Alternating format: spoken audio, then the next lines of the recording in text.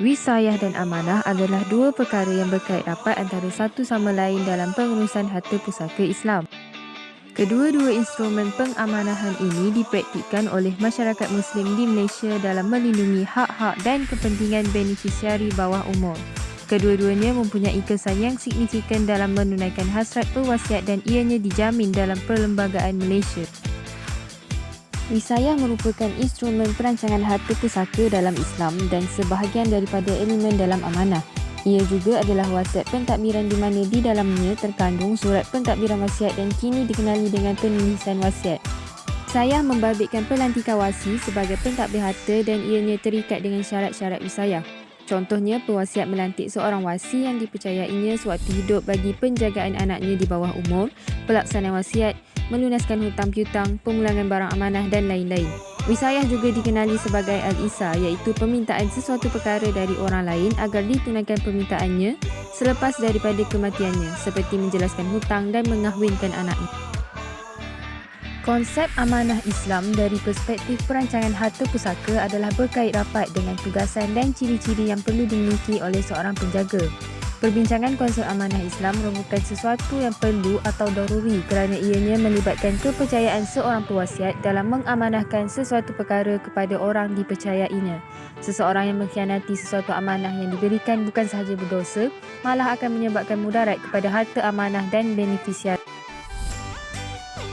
Dari segi rukun dan syarat sah, wisayah meletakkan pemegang amanah sebagai syarat utama berbanding wasiat, melainkan hanya dinyatakan ciri-ciri seseorang penerima wasiat terutama faktor ketidaksempurnaan al-ahliyah mereka.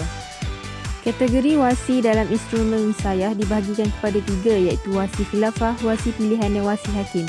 Ketiga-tiganya mempunyai wilayah tersendiri dan kadar tasarruf yang dibenarkan syarak seperti melaburkan harta amanah, pengurusan nafkah, hukum tabarruk dan jual beli, pelantikan wasi gantian sehingga kelayakan wasi untuk mengahwinkan beneficiari. Konsep asal wasiat adalah mengenai siapakah waris-waris yang berhak untuk mendapat harta wasiat, manakala wisayah adalah mengenai siapakah wasi yang akan menguruskan harta amanah. Wisayah juga lebih tertumpu pada pengurusan harta dan perlindungan kepada kanak-kanak bawah umur termasuk anak yatim dan orang kurang upaya selepas kewafatan penjaga. Pelaksanaan wasiat kepada bukan ahli waris seperti anak angkat dan bukan Islam adalah terhad kepada 1/3 sahaja daripada jumlah harta si mati. Namun begitu, pemberian yang melebihi kadar 1/3 adalah dibenarkan sekiranya mendapat persetujuan waris. Namun, pelaksanaan harta amanah melibatkan wisayah tidak terhad kepada 1/3 sahaja untuk diwasiatkan kepada wasi bagi tujuan pengamanahan.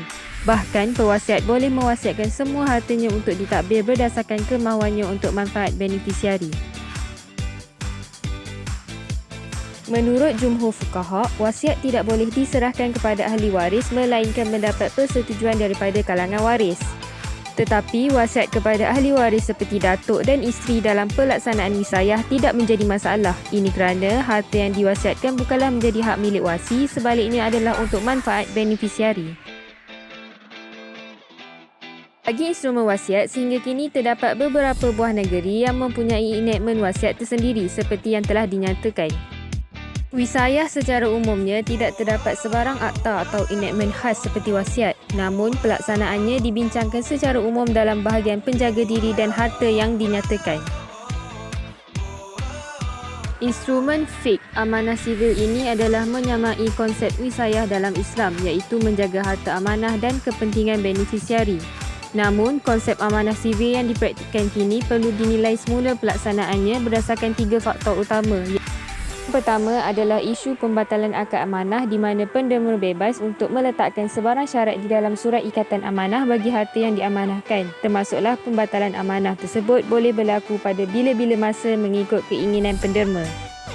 Yang kedua, pindah milik, di mana harta amanah yang dipegang oleh wasi masih menjadi hak milik penderma dan penderma bebas untuk menikmati dan menggunakan harta amanah yang diperuntukkan kepada beneficiari tanpa pengetahuan beneficiari.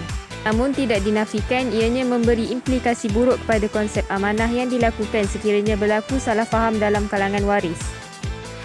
Dan yang ketiga iaitu manipulasi terhadap servis amanah.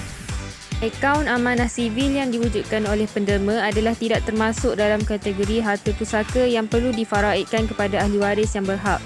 Pelaksanaannya adalah bebas dan tidak mengikut kadar hukum wasiat, namun akaun amanah sivil tidak boleh dicabar kesahihannya di mahkamah.